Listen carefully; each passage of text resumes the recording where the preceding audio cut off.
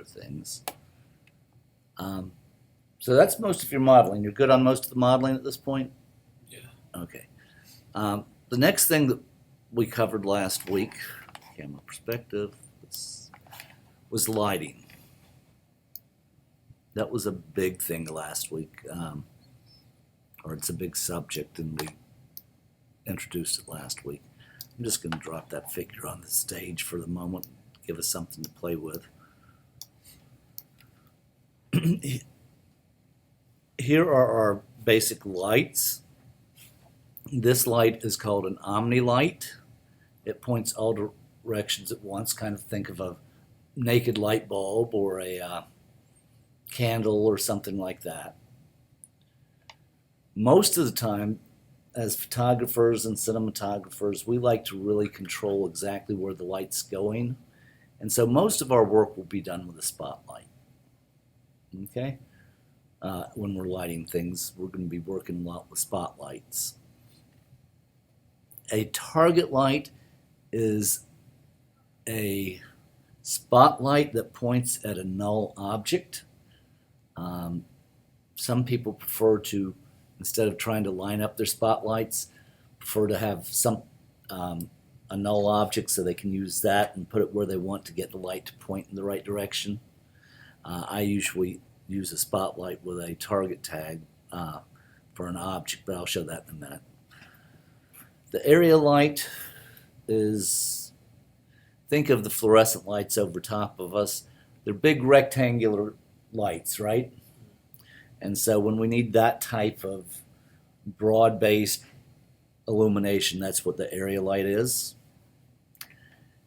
An infinite light is a directional light, but it's so far away that we really don't know, can't pinpoint exactly where it's coming from. Think of the sun. You know, if we were to try to put 82 million miles on our little stage, with him being, 6 feet tall, it would be sitting over there in the next building somewhere, right? So it's directional, but we don't have a definitive point source for it in space. Okay? The sunlight is, in fact, just an infinite light, except it has a C4D tag attached to it, which allows us to actually put in an exact date and time, and an exact latitude and longitude. So we can actually place the sun in the sky at 4:46 p.m. in Lakeland, Florida, if we know all the details. And every day, tomorrow it's going to be a little different because it's still moving up in the sky. Yes. Almost at the summer solstice. So anyway, that's what the sun tag is. I've seen people try to play with that, and it's a wonderful tag. If I was going for 100% realism, you're going to most likely be frustrated with it if you don't get your settings exactly right. And so if you need a sun, just use an infinite light instead of using that sun tag.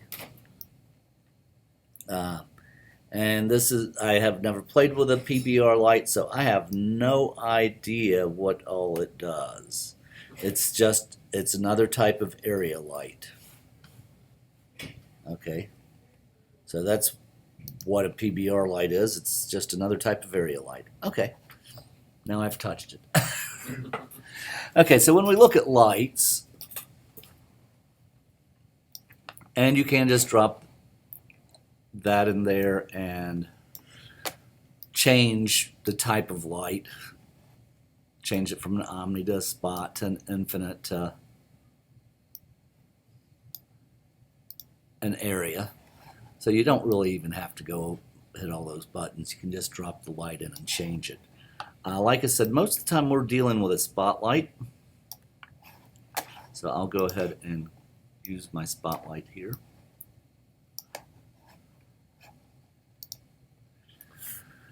By default, 3D programs have a modified OmniLight. They kind of light everything uniformly with no direction to it, which is why the 3D work we did in week 1 seems kind of flat as opposed to really a lot of depth to it. We need lights and shadows to really exaggerate that depth. Okay? So once we start adding lights, that basic default OmniLight disappears altogether. We now have taken full control of the lighting in our scene. Can't blame anybody else now. It's all on us. Okay. So, first thing we think about with lighting is the temperature of light.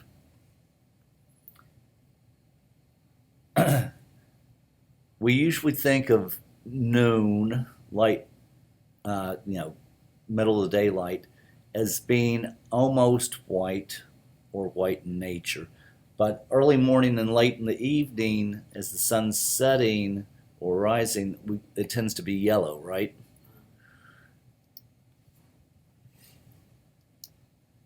That's measured in degrees Kelvin.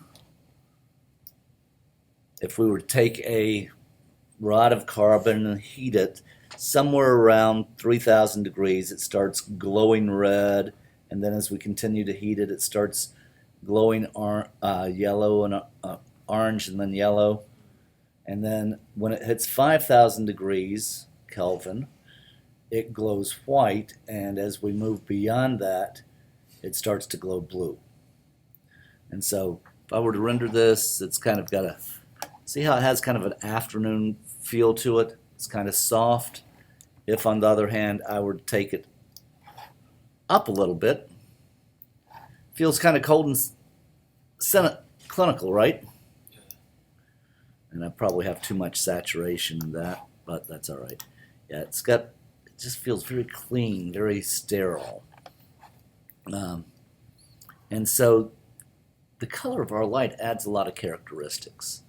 In fact, a lot of times we go in and do color grading at the end of our video projects, where we go in and give a similar lighting to all the pieces and generate a mood based on, by adding an adjustment layer where we adjust the color across the entire piece.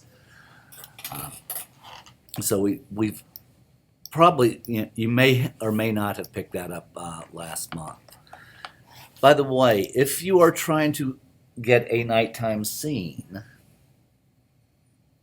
you must have light in order to be able to see the objects. If it was pitch black, we would see nothing. And so how we usually pull that off is going with a dark bluish purple. Now it kind of feels nighttime, doesn't it? And so we still have to illuminate the objects, because we can't capture the light or see it if we have no lighting. And so we can use that bluish purplish to give us the feeling of it being nighttime. So that's playing with our light, our temperature of light, our color of light. I'm going to bring this back more normal. The second thing we look down is, again, we talked about the types of light. Is it an omni or is it a spot? Then we come to our shadows. And I probably need a floor object in here so that we have somewhere for the shadows to land. Right now there are no shadows, even though we know the light's pointing at the character, right?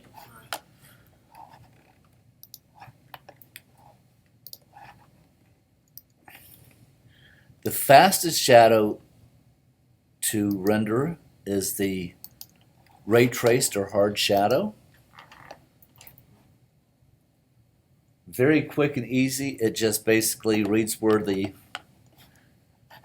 light is being blocked out by the object, and we see it, and it's harsh all the way through. We have a slightly more realistic light called soft shadow maps. It's it's about the same as taking that hard light and then running a Gaussian blur across the whole thing. It's blurry here, it's blurry up there, it's blurry everywhere. The most realistic of the shadows is an area shadow. It's harder here, and then it softens up as the light bends around the object. It will add significant time to your rendering if you sit there and do everything in hard shadows or in area shadows. What I do when I'm modeling and animating, I usually keep it set to hard shadows until I get ready to render the final piece, and then I'll flip it over to area, and knowing that it's going to take a while, and then I can go do something else while it renders. But when I'm just modeling or animating and needing to see how it's looking, I usually just keep it in hard as long as I remember to shift it to area when I'm done. Now, shadows are usually dark in nature, right? It's blocking the light, but it does not necessarily have to be 100% blockage. We can go into the shadow tab and change the intensity of our shadows. Or, since this is kind of yellow, I can in fact even add a little bit of,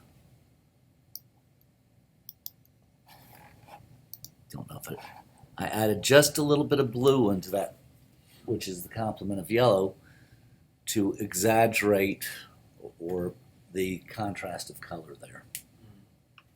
And so it's not uncommon to sometimes slip just a little of a complementary color into your shadows to really make the color of your light pop a little bit more, get a little more separation in the object.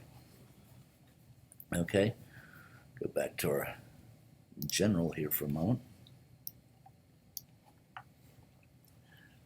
Sometimes we see the light cutting through the air.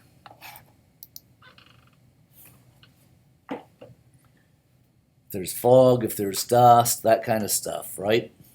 We can actually see light as it cuts through the darkness. That's called visible light. And we can change its visibility, how fast or hard it comes on or off, how bright that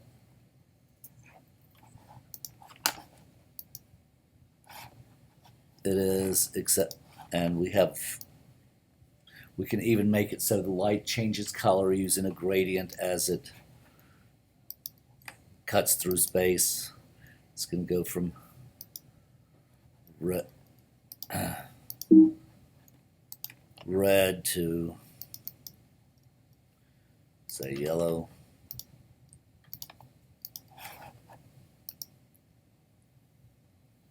So we can even have the light falling off. Okay, lots we can do with the general visibility. However, that's not really realistic. If we look at it, let's change that angle a little bit. You notice how the light's still here behind him? It really shouldn't be. If he's blocking the light, then I should not see that. And so we're going to add a shadow in there. See how the shadow's cutting into the light? That's volumetric lighting. And yes, that will start to add a lot to your render time. You hit area shadows and volumetric lighting, and did you see, you could even see the individual processors going here for just a second on this little bitty render. You know, imagine if there were 100 objects and I was doing a 10-second clip, which would be 300 frames.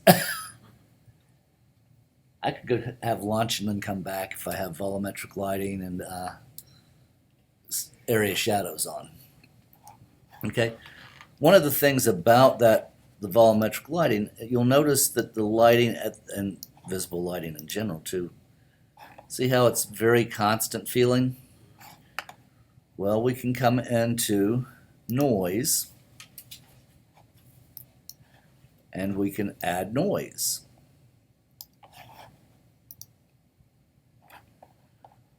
See how it's more smoky?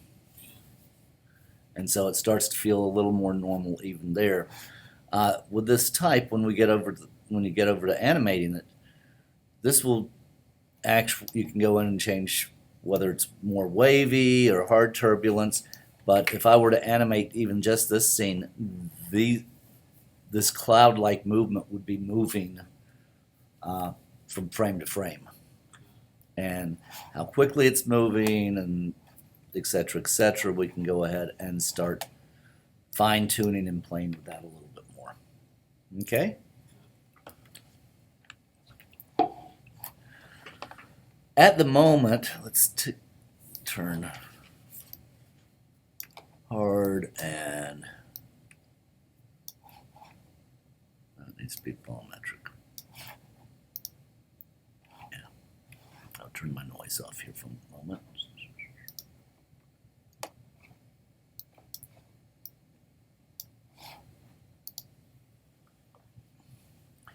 See how the shadow is appearing down here?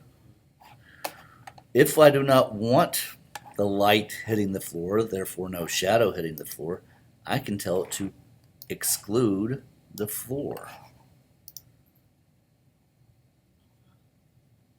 Or, by the same token, I want the light to make believe that character's not there. You can see it's not lighting up the front of him, Right. even though we can see because of the volumetric lighting that he exists, but he's not being lit up and he's not casting a shadow. We have excluded him completely. Or we can say, I just want to include certain things. I just want to include the floor.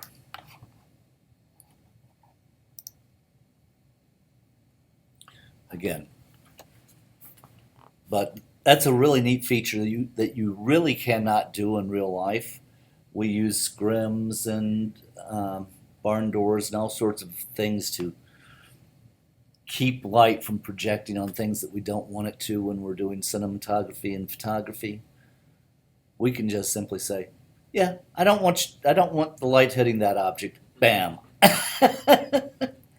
And all of a sudden that's not an issue anymore. Does that explain the basics of what the lighting tab is without really going in on how to use lighting? Cool.